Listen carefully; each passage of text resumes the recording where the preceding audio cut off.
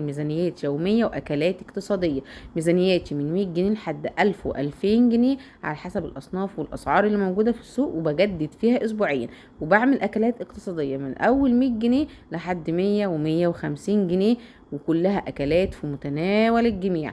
تعال أقولك أنا جبت إيه بال400 جنيه وهيقعدوا معاكي قد إيه. هيقعدوا حبة حلوين على حسب استهلاكك. لو انتوا أسرة صغيرة يمكن يقعدوا معاكي كمان 15 يوم و20 يوم. بصي يا قمر، جبت طبق الأجنحة ده، أجنحة بالكتف، أجنحة كبيرة عشان يكون فيها لحم. كيلو ب60 جنيه. انا جبت الطبق ده مش عارفه عامل كيلو وربع، المهم الطبق ده ب75 جنيه. وجبت كمان نص لا نص كفته، الكفته اللي في ايديا دي نص كيلو ب100 جنيه من عربيه القوات المسلحه. همسكها اقسمها على 2 وهفردها، عشان لما تتفرد هتقولي يا سمر ده مش ربع كيلو، والاخت ام صون بتيجي تقول ده مش ربع ده نص، واللي تقولك ده كيلو الا ربع.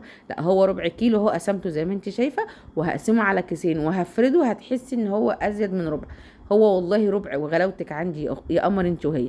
اديني بفرده قدامك، وحبيت اوريك اللقطه دي عشان ما تقوليش ده مش ربع. اهو دي الحته اللي انا خدتها قد كف ايديا فردتها. هفرد الكيسين زي ما انت شايفه كده وهشيلهم في الفريزر، وهعمل بيهم اكلتين مختلفين هيكفوا برضو 4 افراد. وجبت ربع كيلو لحمه مفرومه فيها نسبه دهن. كان اللحمه المفرومه عليها عرض بيقول ب 200 جنيه النهارده، ومعظم الاسبوع ب 240 و270.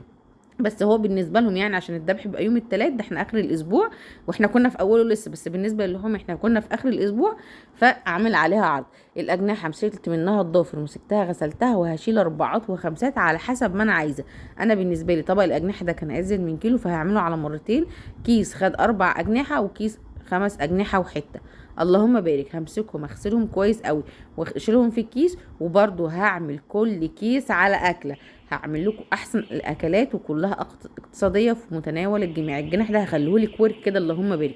ده كان بالنسبه للحوم. تعال اقول لك بقى جبت ايه في الخضار. جبت الخضار ده اللهم بارك، شويه الليمون دول كيلو وربع ب10. كان ممكن اجيبها بكيلو ونص، بس انا والله لسه والده فما بمشيش كتير، فبجيب من اقرب حد بشوفه.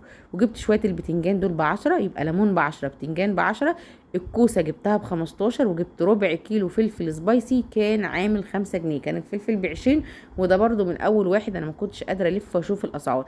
فالكوسه والفلفل على بعض ب20 جنيه. كيلو كوسه 15 والفلفل 5 جنيه. جبت اللهم بارك، كانت الشنط مبركه والله يا بنات. وجبت كيلو الخيار ده عامل 14 جنيه.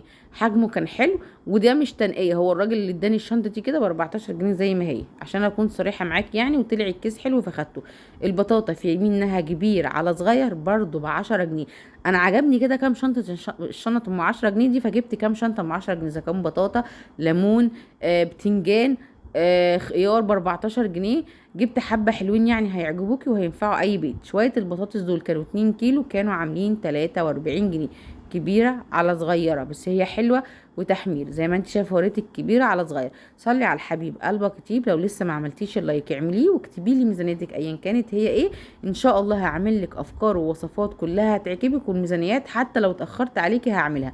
وجبت كمان كيلو الرز ب23 جنيه وبيوصل لحد 30 جنيه. جبت نص مكرونه سباكيتا، نص مكرونه مقصوصه، نص شعريه ب8 جنيه. المكرونات ب20 جنيه يا جماعه السابه. انا جبت نص ب10 جنيه من كل 3 انواع انت شايفاهم. وجبت كمان الرز ب3 وبيبتدي من 23 جنيه. انا جبت من ابو 23 جنيه وبينتهي لحد 30 جنيه او 29 جنيه، مش فاكره بالظبط. وجبت كيلو الطماطم ده ب25. مفيش طماطم ب40، دي انا اعلى سعر جبته في الطماطم كان ب35 جنيه. يوم ما بعت ابني يجيبه عشان ما كنتش بنزل. بس كل الحاجات اللي انت شايفاها قدام عينيك دي ب400 جنيه. جبت 3 انصاص مكرونه ولا دول نصين. جبت كيلو اجنحه، جبت ربع مفروم، جبت نص كفته، جبت سباكيتا، جبت رز، جبت شعريه. صلي على الحبيب قلبك يطيب. اكتبي لي ميزانيتك زي ما قلت لك، هي كانت يوميه اسبوعيه.